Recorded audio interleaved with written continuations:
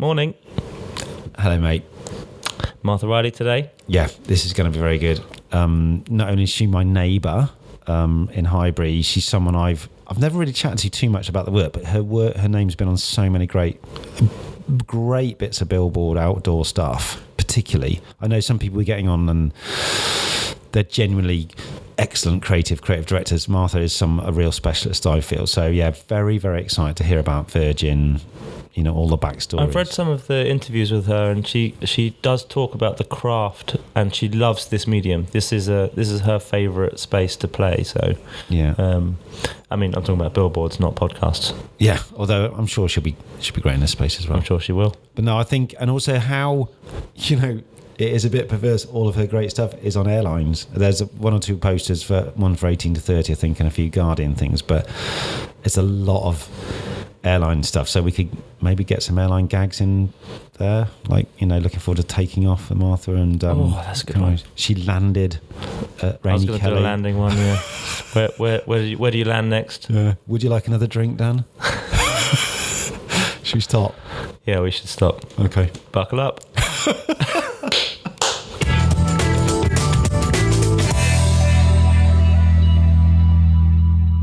Martha Riley, welcome to Behind the Billboard. Oh, thank you for having me. And this is honest truth. I was wondering whether this episode should be called Airline Special, okay? Because basically you've done incredibly famous billboards, not for one airline, but for two. So Virgin and BA. Your work has featured at award shows all over the world for these clients. You've helped create, I feel, a unique tone for both of these brands. And infamously, you nearly got the word shite in a poster involving both the airlines. Honest to God, that deserves an award itself. So welcome to the show, to the airline themed show. This will be my only gag. Now, please remain in your seats. We're about to take off. Oh, no. No? Are you going to point out the emergency exits? No. And how to buckle your seatbelt? Yeah, that's it. Oh, so, God. Yeah, welcome. How are you?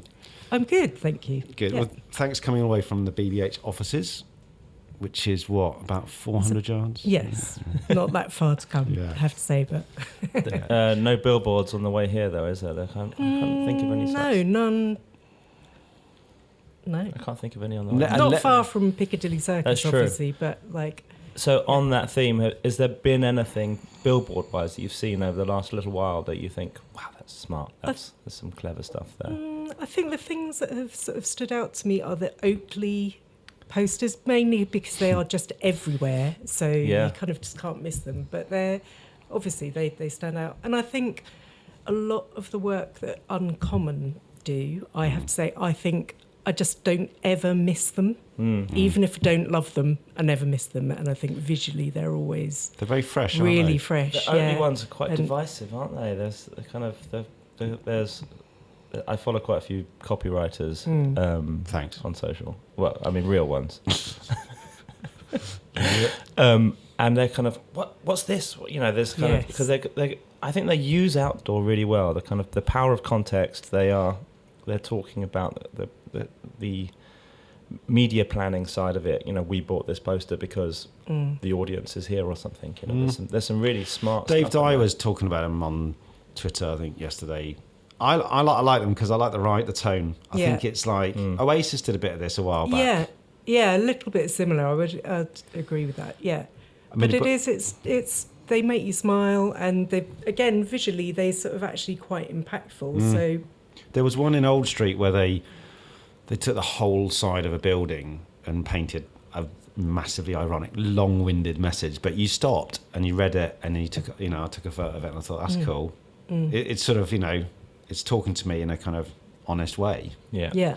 It's kind of also innocent. I think back in the day did that sort of similar. Yeah. Oh God. They've got a nice tone of voice on their packaging and stuff. I would say the work that for me has stood out lately. There were the stuff, I can't actually remember the name of the bottle. Chilies. Please gift responsibly. Yes, which I thought was just, it's just, again, visually very impactful. I don't know if I loved them all as writing and kind of, but I just they stopped me and they looked very fresh. Yeah. The Guardian, again, I don't actually love them, but they did impactful. Did you see their stuff on the beach? The TV's very well written. This is, I can't remember her name. She's lying on a beach, and it starts to go through this disaster that's happened to her, but she's fine because she's just lying on the beach. But they've done lovely posters. Right, I don't think I've seen those ones. Yeah, they're pretty well written. Yeah, it's good. Yeah. Just before we started recording, we were talking about the craft of posters, and and actually that's why the question's there. Is there some nice stuff you've seen recently? And we were kind of discussing whether the craft of posters is still there for the medium, or if if the romance of the poster age is gone. I wonder if we could just. I don't think it's gone, and I think there are still some people definitely who are doing it. I actually was on a jury recently, and just things like Marmite still, I think, do sort of amazing classic posters, and the Don't Spread the Hate. I just thought that was sort of amazing, that campaign. Still to find another, with a bit. I actually love Marmite. I love Marmite as well. You just sort of inhale 2 crumbs. 3 lovers. Marmite on. Is John? Are you a Marmite fan? No, not. Okay, interesting. So 3 lovers, 1 hater. Okay. It's a good ratio. So. Is because you've been incredibly successful in all mediums, dare I say, but I think outdoor, I'm really wanting to chat to you about your stuff. But is it one of your favourites? It is one of my favourites. And actually what we were saying, what I do think is you do see a lot of it not being done brilliantly at the moment. Yeah. And I think it's just too many words on a poster, too much information being communicated on a poster. Yeah. And it's just sort of...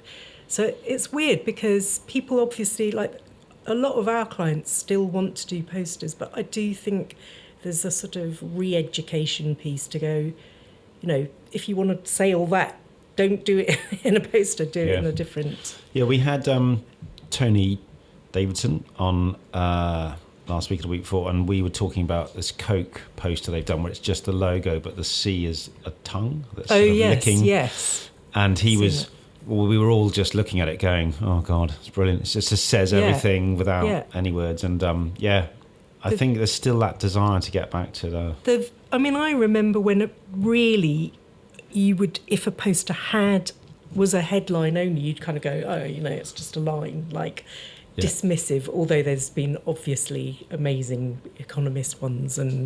But the ones, even then, I remember the ones that you kind of really loved were the visual, simple images that...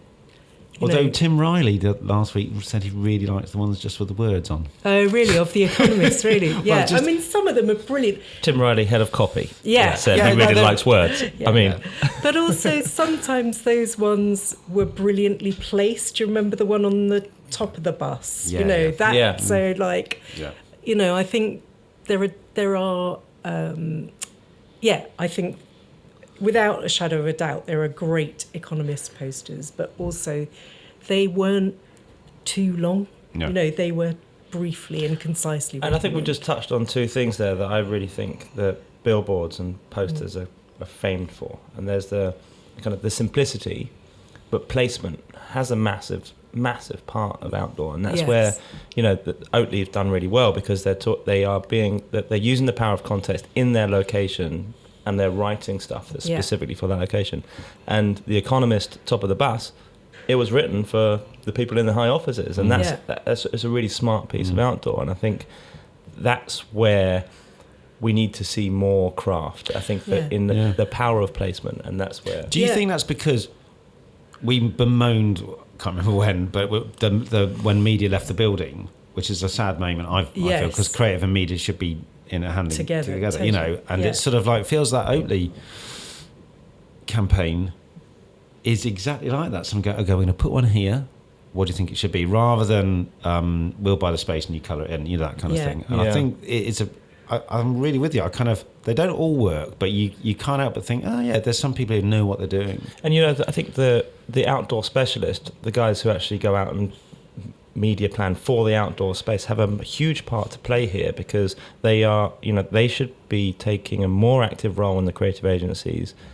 And you're seeing that with Oatly right now, is that the tight collaboration that's happening between media agency, creative agency, and their outdoor specialist ends up being a fantastic out-of-home campaign. And I think that's what we need to see more of. Because we talked about 2 or 3 years ago, the shot on an iPhone 6. Yes. Not only was it, I think it won the Grand Prix at Cannes, but it wasn't anything fancy. It was just the simplicity. Yeah. I think that's it. That, where for they me, were placed. Yeah. Where they were placed, amazing, yeah. But I also just think it is the simplicity with a poster. It's just, can you get it, in those few seconds that you're going to be looking at it before you drive by. I have a theory that high dwell, perhaps that is what kind of complicated it, because people started going, oh no, you can have more words on it, and then it sort of became a bit fudged. Whereas when there was a strict 8-word rule, it was like or much 5. Clearer. Yeah. Oh, well. Or 3. No, I'm with you, and I think. Yeah. But this has been an ongoing debate, because it's the digital screen, so it's actually not a poster in effect, or is it? It's a 10-second commercial. Yes. So that's a skill in itself. But you're going, and we talked about this, going. So sometimes I look at that and I go, oh, it's just like a cut down. But there is a real skill actually in going, okay, 10 seconds, how do we do that? And I see on Instagram people doing it incredibly effectively. But then sometimes, like you say, just cramming shit in, and it's like a kind of editing fit. Like, I'm not but sure there is a real craft to that, getting someone to stop, whether that's in a 10-second or if it's a 7-second Instagram post or something, getting someone to stop. What you're trying to do is grab someone's attention. Yeah. And whether that is stop scrolling, stop walking, start watching, buy this product, whatever it is, your job is to grab attention. Yeah. Tim called it the visual shout. Visual shout, brilliant. Which I thought is really smart, and that can work for digital and traditional. I think it's, I've always thought posters were, like, one of the reasons they are my sort of favourite is I think there's a real discipline to it, and they kind of sharpen your thinking. So for me, like, before I wrote anything, like if I was trying to write a campaign, I would always start with the posters, because it kind of crystallises your thinking, it makes it really clear. Yeah. And I think that just feels like, I don't know, that feels like that discipline of kind of, how can I say this, either in just a picture or in, as few words as possible. Yeah, who was it? Somebody probably very, very famous said, if you can't say it on a poster, you haven't got an idea. Yeah.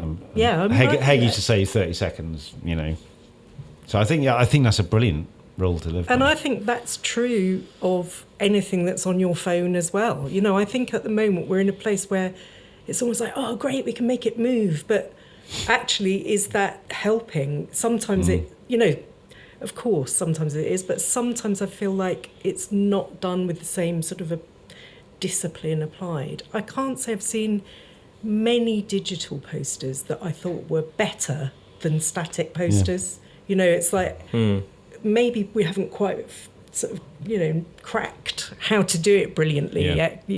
I like that when you, sorry, it's going to drift off a bit, but I love digital when you interact with it in a cool way. Yes. And because it makes it feel, when it's, I don't know, it's a fine line, isn't it? Kind of.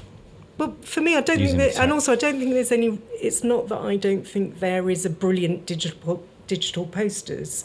And I have seen some, like there was one of a fish sort of stuck in a space, like the tank, and those things where it did make it better, but it's almost just like, I think sometimes it's like, oh, should we just shoot a bit of over-length footage, and that, it doesn't feel like it's adding to it. I think it just really it needs the time to sort of craft it and treat it. Was it Mark Twain?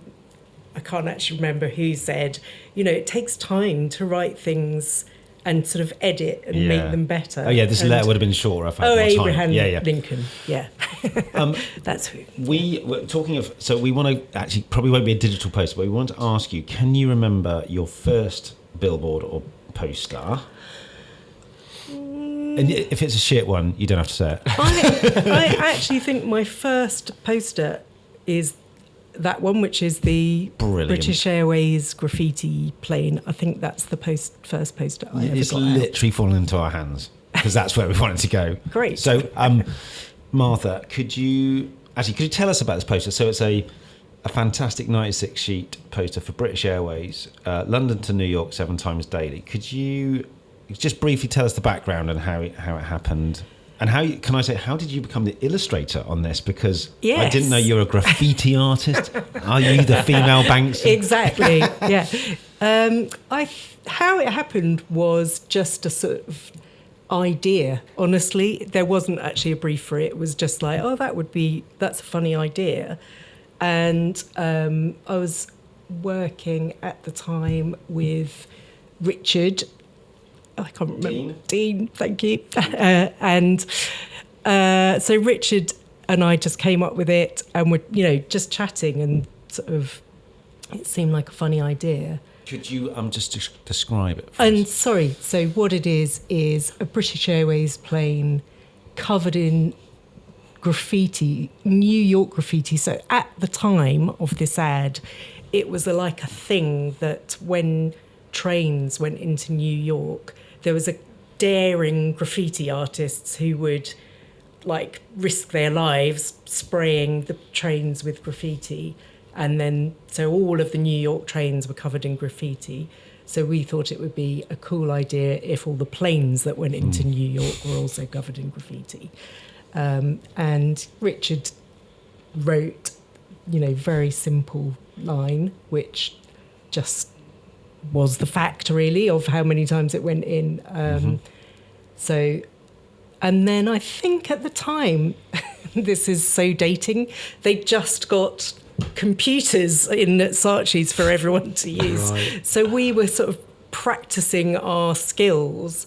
And so I just thought, I'll see if I can do the graffiti. So I just got a book of photos of the sort of New York graffiti and just became rapidly an expert in. It's absolutely brilliant. I mean, just then you playing in Photoshop. That was just the kind of with the spray pen. Yeah, so first of all, I did it on my the computer that sort of I don't think I had one on my desk. You had to go to sort of the room where they all were, and yeah, exactly. And then so I did a sort of rough version, and actually that was on my desk. And at the time, you could smoke in agencies. Sorry. It was the great. Hugh's just choked on his cigarette. That was sort of that noise. I was going to roll a big one. And I'm afraid to say at the time I was a smoker. Nothing wrong with smoking, Martha, after a few pints. Simon Dickitt's, who was the creative director, just came and said, has anyone got a light? And I said, I did, but I was actually on placement. I didn't have a job at Saatchi's at the time. You wrote that on placement? Yeah. Oh my God. So That's amazing. I just said, I've got a lighter on my desk. He came in and he came out. It was like the dream because he came out with it going, who did this? Who did this? And I kind of sheepishly put up my hand, me, I did. And then had you finished doing it by that point? Yeah, so I'd just done it and I'd left it on my desk and he saw it. We hadn't yet sort of, shown it, plucked up the courage or whatever to go and show it to him. And obviously he loved it. And then I think quite a few account people said they wouldn't take it because obviously for the reasons you're saying, there's no logo on it and the logo is covered up. And then... Well, there is a heart. I can just see, there is a heart above British. Yes. Is that... Yeah. Did you put that in afterwards? Yeah, I think just... Yeah, it was, probably done on purpose, but I think... so how did you swing them over to... It was just a junior account woman who was my friend said, I'll take it. And so she presented it, and Carrie Hindmarsh, and basically they... Can I just carry High much a little Yeah, round of applause totally. there? Bravery, Carrie. Total you're welcome bravery. at our place anytime. And yeah, she's obviously now a very senior account person. Or maybe maybe I'll come and see you. Yeah. But it's so New York. You've got the NY, you've got the Mets, you've got the Yankees representation there. You've got you've definitely. I think I just probably went through a lot of graffiti books and So honestly copied or sort of they bought based it on. They bought it straight away. In effect, they bought it straight away, but only they were limited in where they would run it, which was understandable. It's a 96 sheet. Yes. Yeah. I mean, there's part of me wanting to go let's go and paint the planes like that. Yes. You know what I mean? Only said that. Yes. Let's just do one. Because Yes. remember, there was a phase where they I want a photo of it landing in New York. Yeah. Right? That's the. I think what would happen if coming the other way? Would the plane from New York to London be like, I don't know, have like beef eaters and copper Chewing gum. Yes, exactly.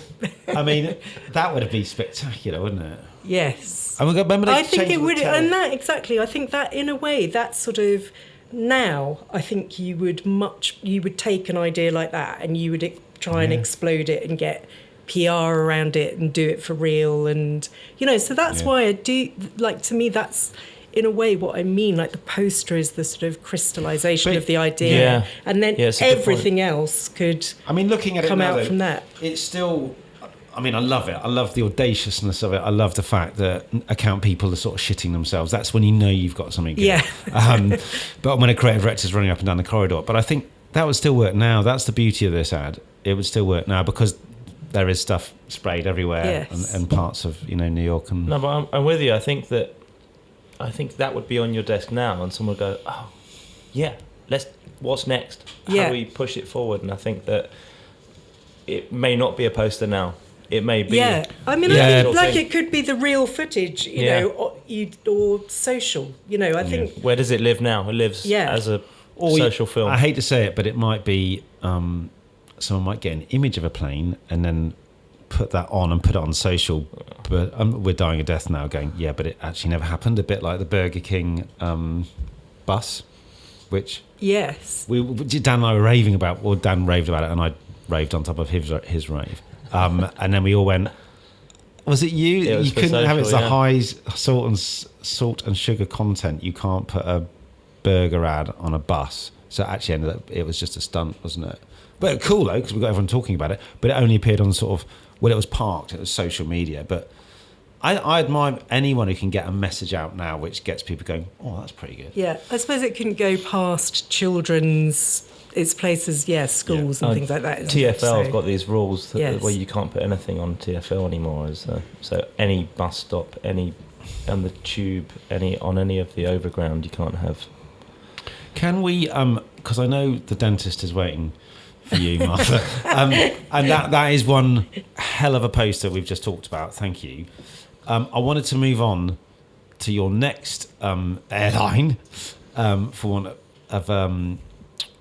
want of a better kind of jump to Rainey Kelly and your time. I know you had like spells at other agencies in between, but I think from looking in, your time at Rainey Kelly for me was where I just kept seeing your name on amazing work, and I was like, bloody hell, there's another, So one thing I wanted to ask about when you arrived there, so was Virgin an account where it was an open brief, like The Economist, like Levi's, like all these big accounts like Nike agencies, people just put stuff in all the time? Or was it 3 teams designated? I think it actually was. So I was freelance when I started at Rainey Kelly. So I kind of took some time out and then before I kind of jumped permanently back into an agency, I wanted to freelance a bit. So when I first went in there, I was freelance. And the brief, what those mostly were, I'm pretty sure they were just strip ads. So and I, in a way, exactly like we're saying, for me, anything in social is a poster first and foremost, because that's how you should treat it. Firstly, obviously, you might do some, film or whatever, but if you're doing something static, it needs to be as simple as a poster. And I think I just saw the strip ads and thought, well, that's a poster because, so the briefs that were given to me, it was just the response to do that kind of work. And I think the first one, I think Shiatsu, was the first one that went out. Yeah. So BA Don't Give a Shiatsu was literally based on the fact that Virgin were offering on probably at the time 3 flights a massage, and BA weren't, and that was so you could get a hand massage or a shiatsu massage. And on that one, sorry, 'cause I'm such a spod, you're the copywriter. Yes, but you're not the art director. I was the art director as well. But I then think, Mark, is it Mark Rolfe? Was the creative director. Yeah. So you can think of ads, you can run creative departments, you can write ads, and you can illustrate ads. That's pretty good. I mean, I wouldn't want to do it all on my own. No, but it is like we were chatting earlier. Yeah. 1, 2, 3, 4, 5 words. Fucking hilarious, brilliant, bang on brief. You must have felt. Did you sort of throw the pen down at that point, going, "That's a pretty good line"? I think I knew it was a pretty good line. I didn't have any idea sort of how well it would do at the time because, like I say, it was written as a strip ad, and I think it honestly, like, Richard Branson would have a sort of say in the work at that time, and really? and so I think he loved it, and it just became something that became. I think he loved anything that had a pop at BA, to be honest. That's part of it, I think. So when you did it, was it a difficult thing to go through, or actually because Branson was there, did it actually go through quite quick? I think Virgin were amazing clients. Like, I worked on Virgin Mobile, Virgin Atlantic, and they were just like such brilliant, they were creative clients, and they were brave, and they wanted, and they knew that their sort of brief was to be the challenger. Yeah. And I think that was an amazing sort of time. That's because they all bought into being a disruptor brand. Doesn't matter what channel they were in, you're here to disrupt. Totally, I think that's what all Virgin brands in those days, that's what they all were. They were all the sort of challenger, and so I think anything that sort of... It's really apparent when you look at the work. I mean, just going through yours, but then I was flicking through stuff, and, it's just the tone of the work is just unrelenting. It's brilliant. And like you said, Dan, they had their position very clearly marked as the challenger. And once you've got that, it's a creative's dream. Yeah, totally. And they were so, they were just very, very brave, I think. It was one of when we joined BBH, Adam and I, we always talked to Hegarty, and he used to say irreverence. Yes. Adam and I actually had to go and look it up at one point, but it is that kind of lovely. It just has that sort of that charm to it. Yeah. Did you remember? I know it's not. I don't think it's your ad, but there's a brilliant one they did as well when the London Eye was on its side and it said BA can't get it up. Yes. Did that come from Rainey Kelly? It did. Yeah. Can you remember who? I'm not sure. I don't know. I think it might have been the twins who were there. Do you remember the Ben and Cameron Short? Yes. Okay. Yeah. All right. So I've got a feeling it was theirs, but I might have got that wrong. Because that's another classic. Yeah. I think that happened after I had left Rainey Kelly, but just going back to client-wise, I mean, on Virgin, we're talking about these as a challenger brand, disruptor mentality in terms of marketing department, and you've worked with some fantastic brands. Your portfolio is incredible. Which are the brands that are kind of, when the brief lands, or when you're putting some work out there, or maybe it's proactive or reactive? Which are the brands that you kind of look at and go, I can't wait to work on that one. I can't wait to work on that one. It's weird because I think obviously like something like Virgin, it was, Mark and Robert had already done their amazing upper class work with Helen Mirren and those ads. So, that was like an exciting brand to work on. Nowadays, I think I feel a bit differently in that I'd like to make a brand be that brand, so I think I'm doing something now where we're sort of leaning into a stigma. And I love work like that because that, it's just fun. And I think any brand could be that. Any brand can sort of embrace who they are. That's when you're going to get great work, I think. I think it's really about just being true to who you are as a brand. And I think when you end up with work that's like mediocre or kind of, doesn't really move you, it's when the brand hasn't quite understood their tone or how they should be speaking to people, or they're not being honest about who they are. I think that is, for me, a crucial thing. I mean, there's loads of brands that I would still love to work on. I'm going to go and work for one. Apple. Can we go just talk about the Caribbean poster for a minute? Because this, weirdly, it has a total attitude and sort of, challenges sort of vibe, but without being too explicit. It just feels, at the time, fucking cool. Could you describe this poster? Because it has basically been listed as one of the greatest posters of last century. So I think it deserves a little build up. It was in the top 100 of all time. Yes, wasn't it? it was. I mean, it was sort of, it was just a sort of, at the time, a vibe. I think. It's for the Caribbean, right? Yes. So, describing the poster. Yeah. Basically, it's like the head of someone throwing back their dreads, and all of the face and the hair is made out of type that just says St. Lucia, Barbados, and I think Antigua was the other destination, right, because Virgin was flying to the Caribbean. And I think it was just sort of, at the time, it just felt like a really nice, free image, and a sort of like captured a feeling, I suppose. And that was it. And then, what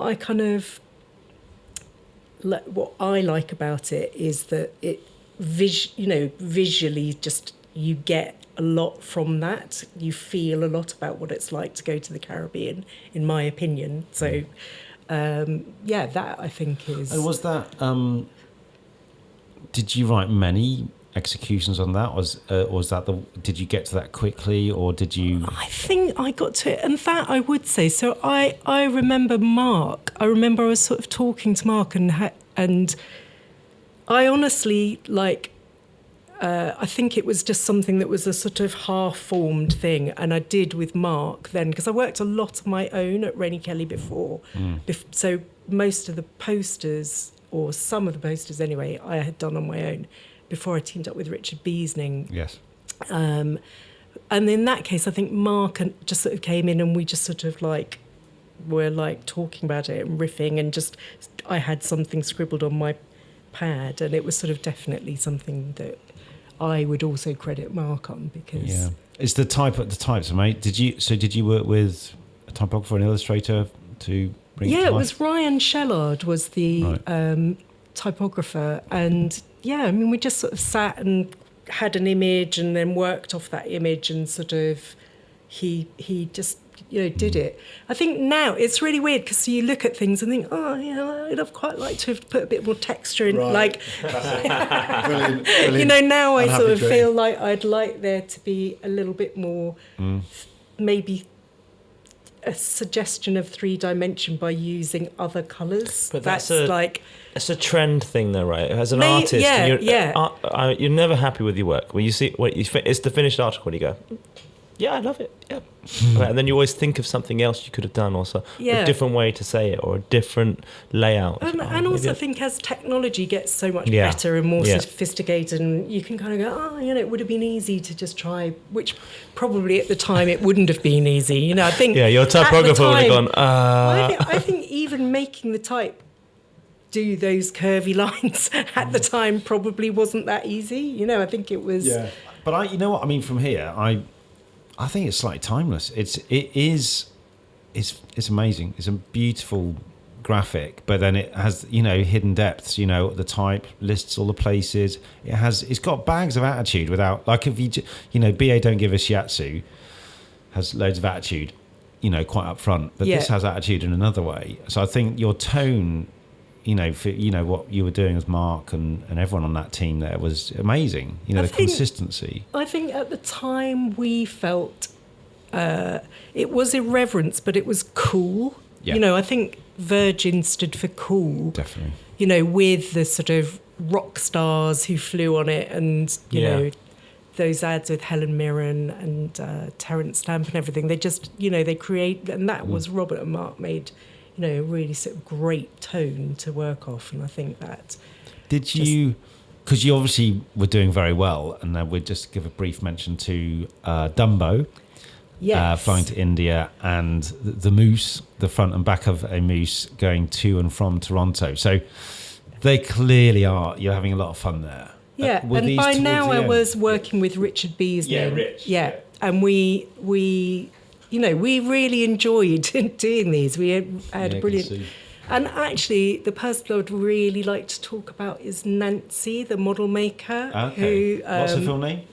Nancy Foots, who she's unfortunately, she died last year. Oh. But Nancy was an incredible artist with just an amazing irreverent sense of humour. I think when she died, one of her artworks was posted, which was like her name on an urn with a fag on the burn on the top of it. So, you know, it was just... And part of the making of these posters was me and Richard going to her house, and her house was like this Aladdin's cave of amazing art and just brilliant. She was an absolute genius.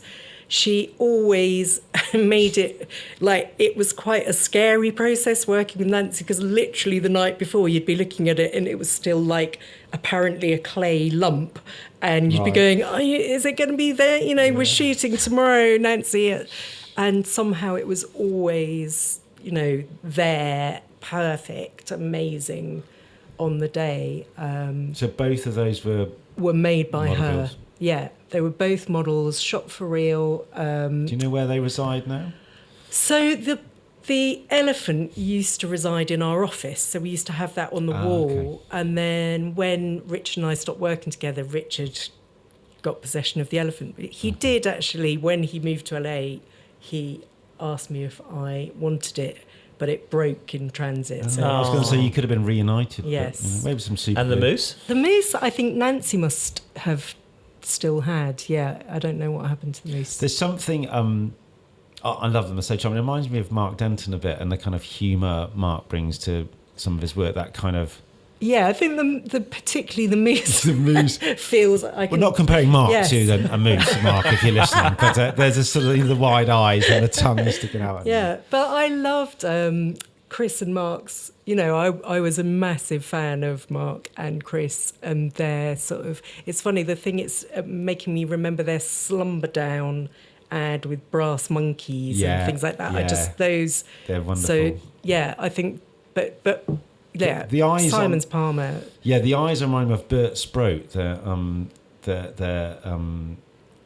directing duo, and they comped each other's face together to make there's something a bit like that. And maybe we should. Just going back to Nancy, did you work with her on other projects as well? I mean, we just would always use Nancy. Actually, I first worked with her on a silk cut. So when in between Saatchi's and Rainey Kelly, I was at M&C Saatchi, and I did a few silk cut posters there. And she first, actually maybe it was at Saatchi and Saatchi, I did one which was a mosquito, and it was like a big needle, you know, it was like a needle and thread. Right. The thread was the silk, and Nancy made the needle. And then, so from then, like she would be my. So you did a silk cut ad as well as the BA. I did 3 silk cut ads. And you did an 18 to 30 erogenous zones. I did, ad, yes. which actually was slightly inappropriate for these times, but we can refer to it now. Yeah. Discover your erogenous zone: Rhodes, Tenerife, Ibiza, Mallorca, Corfu. I've no idea what it means. It's less out there than Beaver, Hispania. Come totally. on. Yeah. But I remember spotting this last night, before, thinking, great stuff. You've done so much posters. I'd forgotten about the silk cut. Sorry. Add another half hour to the show. No, we'll post an image of that into the description as well. Yeah.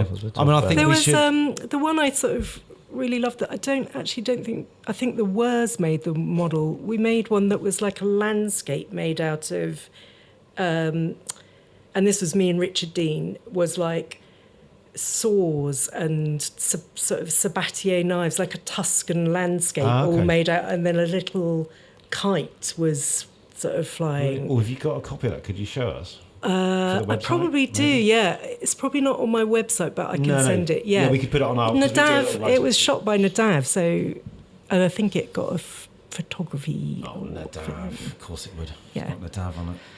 We need to move on. We need to move on because time's pressing. We've basically got BBH and Ogilvy to go through. You went to BBH after Rainey's for your first session there as creative director, which sounds very grown up and important. Well, I actually went there again as a freelancer. So did you? You're just always hedging your bets a bit. Well, I took 9 years out of advertising. So when I had my kids, I actually took time out to be with my kids. Brilliant. And then after 9 years, I got bored of the kids. I got bored. I got bored a lot earlier than that. 9 months.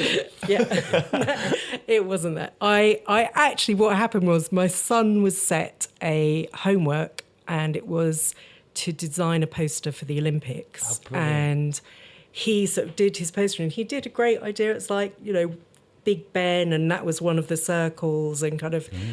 And I kind of was like sitting there, and I suddenly thought, I've got to do one. Yeah, and I kind of sloped off and came up with one. And actually, Did you put it back in front of your son and say, "Listen, I've that poster because I love that poster." Was it like a far show version of Competitive Dad? Competitive It was Mum? exactly that. I think you're fine, Billy. This is a lot better than what you did. I think you're fine. This is how you do the 2012 London Olympics. Which idea did you put in front of the teacher? This one.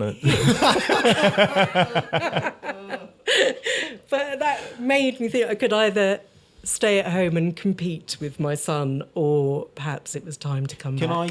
Can I say, looking through your work, I remember thinking, look, Saatchi's playing Erogenous Stones, lovely Virgin ad, and then I sort of thought 2004, and then it goes 2013. I thought, I've really cocked this up. There's been a massive gap. She went to BMP or something. And I thought, oh yeah, you had some kids. No, it's brilliant again. So on the Guardian, on the BBH. So you went there and you ran. Did they say immediately, we write what you want to run? We want you to run the Guardian, Waitrose, Dulux, etc. Or did you sort of kind of grow into that? Oh no, so I started off, as I said, as a freelancer. I think the first ad, I remember I presented something to David Colbush, which was they'd won, the Three Little Pigs had won an award, and the brief was, can you do a little ad? So I did an ad where the three little pigs were going off into the sunset holding up their award.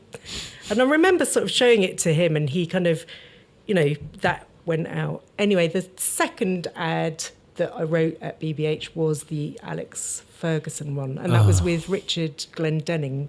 Richard III, I like to call him. Very good. As a United fan, I'm going to have to just jump in here quickly. It says, Sir Alex Ferguson retires, a sad day for English football, and every other manager is punching the air with delight. And ever since that day, I've been the saddest Man United fan around, because we've been shite ever since then. But when Man United were good. Yeah. So thanks for bringing that up. But it is an absolutely belting ad. I mean, that, very, very strictly funny. speaking, it was a press ad, I think that. Yeah.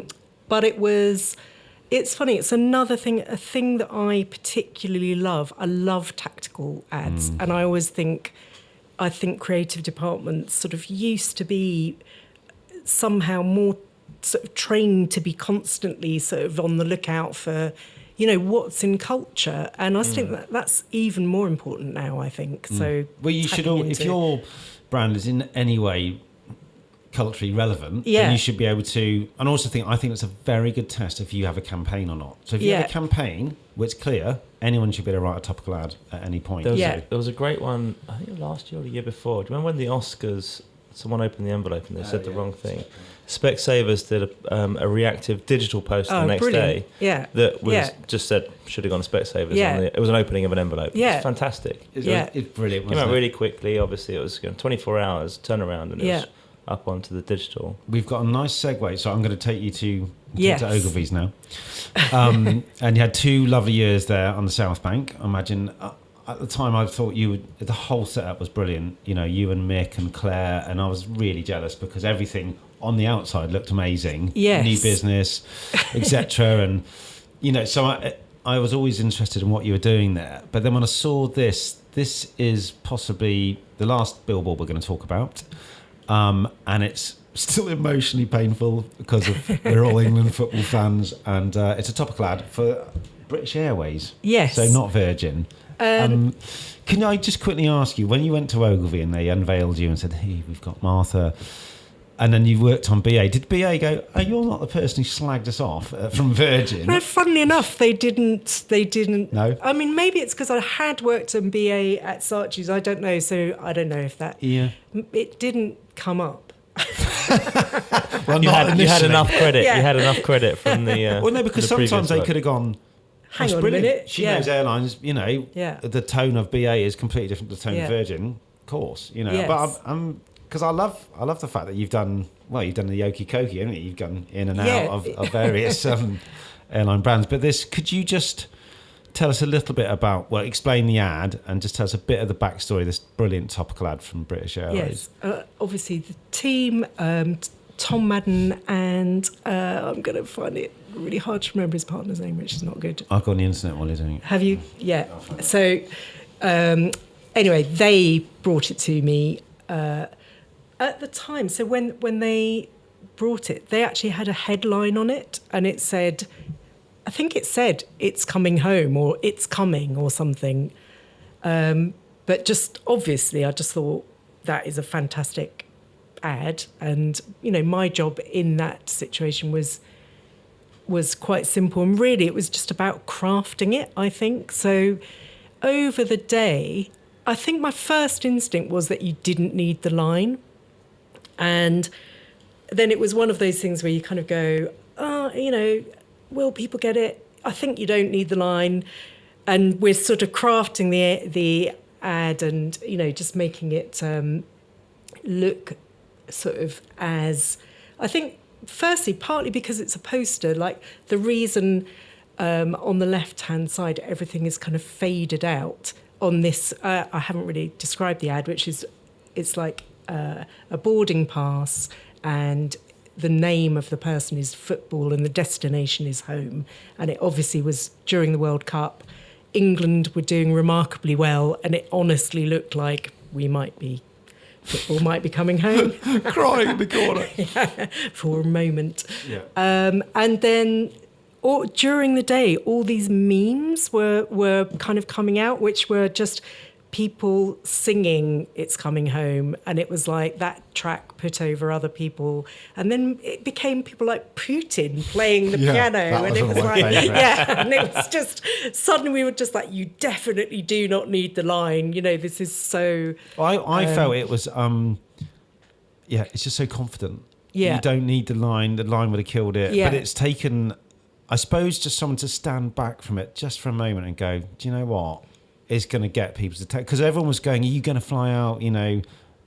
Some people just went out there, they couldn't even get a ticket. It's that sort of fever around football tournaments, isn't it? Yes. No, I think definitely it had, it was just the right thing at the time. And again, it was one of those things, it was a very small team. So it was the creatives, me, there was an account man, and a media planner, because actually at Ogilvy Media is in the building. So that, everybody just kind of like played their part. We managed to get, a deal on the media. We managed to get like the client just went, yes, definitely. It went straight, to all the way up to Alex Cruz. And what's amazing is how that was able to happen so quickly. Because I think a lot of the time these things, if you have to involve that many stakeholders, it's probably not going to, not going to happen. Yeah. But it was turned around. Because strangely, it feels like the kind of Virgin, you'd be very quick to turn that around. So, I mean, you must have had some very good clients and good team. Yeah, no, fantastic. I think it's one of those things where just everyone was able to see it was, the right thing to do. And so there are so many small elements of it as you look further yes, in. The you details. See the Easter eggs inside. Yes. So BA18, obviously, in reference to the year of the World Cup. 15th of July, the day of the final, presumably. Yeah. There was, I think, 52H is 52 years of hurt. Oh, right. That's what I was going to ask. So yes. The only one I didn't get was 52H. Yes, 52 years of hurt. That's good. That's good. And yes, Southgate. Yeah, Gate speaks for itself. Gate 1966. 1966, as well. A very good year for football. Yeah. One of my favourite posters of all time. Yeah, Cantona. Yes. Oh God, this goes back to Man United again. Cantona was born, was it? Was that yes. that one? Great year for English football. Great year for English football. Yeah. I mean, I love the fact that you've. Well, thanks for coming in and talking about this. I love topical ads. I mean, I did on my really boring blog that no one reads, but I did my sort of a kind of favourites of all-time topical ads, and it is a reminder of we should still be doing that and being reactive, like Dan's saying, whether it is on Twitter or out of home or somewhere, because you just get people going, they're someone who's in touch with the zeitgeist, but also in touch with their own brand. And I think, funny enough, the tone of this is very BA. Because it's obviously, it's just a little bit more considered. And I imagine Virgin actually would have probably done something that's a bit more cheeky. Yes. But this is the serious stuff now. Like, we're fucking hell, we might be there. Yeah. God, I'm feeling a bit emotional again. Sorry. We've got no Harry Kane in the summer, maybe no Rashford. What are we going to do? We're going to have to get my boots on. Yeah, you might get a call up. I think that's about it, because I know we're tight for time, but I think... I know we were going to ask one other thing, weren't we? I've got one question. No, we have. There's two questions. Oh, okay. Well, I've got one first.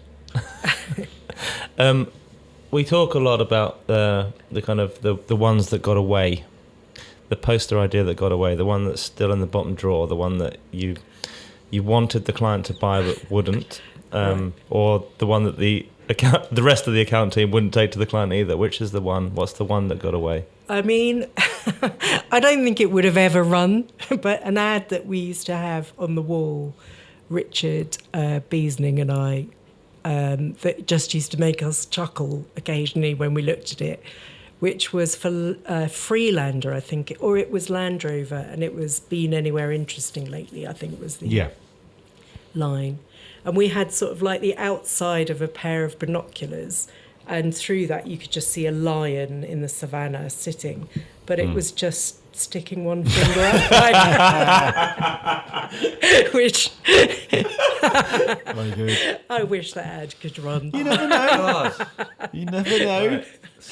Keep it. It could come around. That's a great one. I like that. Not sure how that worked for Apple, but maybe. That's very nice. The last thing.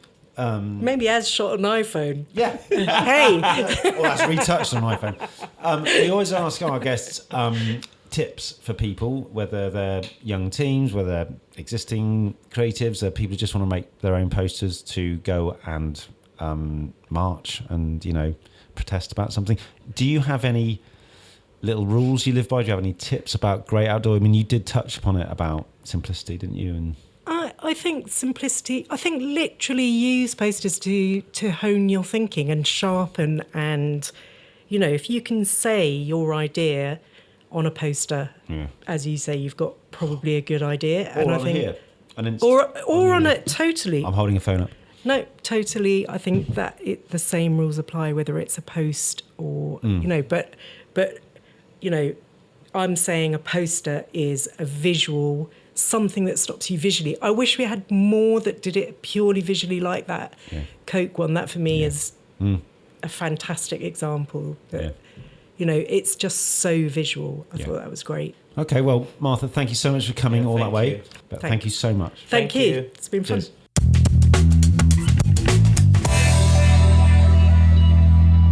That was great, wasn't it? That was fantastic. Yeah. I love Martha. I'm sad that she's going. I can just imagine her son's face when she tore into his Olympics poster and made it better. Brilliant. So honest. Like, she could have just passed that one by, but she gave it to us, didn't she? Have your kids got into the world of yeah, creativity? And I tend to dominate, so then it doesn't last long. Get out, a quick kitchen, do you Dad. creative direct the shit out of them? Yeah, no. When Dad, we're not interested. Yeah, it's my day job. Yeah, whatever, go. But I've got my own Pinterest scrapboard. Have a look at it, darling. So no, yeah, competitive parenting, love it. So I think there's so many interesting stories. I mean, the whole BA thing with the plane was just a brilliant lesson, I think, for young creatives. You know, keep proactive, draw it up, stick it on the desk, hope that your creative director is going to come in and go, "Wow, that's fucking great." And then all the way to the last ad she showed. You know, we're looking at it now. The boarding pass. The boarding pass again. It's like that was only last year and a bit, and she's still smashing it. I've looked at that ad so many times, and the thing that 52H. 52H, Right. I just couldn't get it. Maybe I'm an idiot. No, I actually. Am I allowed to say this? Southgate never got it. Really? Fuck. What Head an on idiot. microphone. Yeah, Oh, I am a simple soul. Or am I a bit thick? Yeah, I could change it to I'm a bit thick. I'm a simple soul. Anyway, thank you, Martha Riley. That was immense. Right, we're gonna see if Hugh can remember the name of all of our social platforms this time. Come on. So don't forget to follow us on Twitter at GetBTB. Yes. Yeah. One for one. Our website is called. Doesn't matter. We don't do website on this bit, do we? Instagram is at GetBTB. No. Oh, fuck it. You do it. I knew it. Instagram at Get Behind the Billboard, and our website is www.getbehindthebillboard.com. I think we need more brand consistency. I think we have to talk to someone about brand. Well, Twitter don't let you have too many. Can we get some consultants in to sort of like get our brand more? If only there was a creative director that we knew could come in and creative direct the shit out of us. Yeah, I know a couple of people. Right, I'm going to leave it. We can ask Martha. Oh, I forgot to tell you. Go on. I read something online. You know, they always do these kind of the top 30 creatives under 30 and the top 40 under 40. Mm-hmm. Finally, they've launched one for you. This 40, we're not going to end on a joke on my age. 40 over 40. Well, yeah. I'm in there now as well. Or 40 plus. Yeah, so we can nominate each other. Yeah, well, mate, I'll put you up for it. Thanks for that. The most creative souls in London. 40. They're going to choose 40 people over 40. Maybe we should do an episode and only people on the show can be over 40. How are we going to record it? We've got John in the room.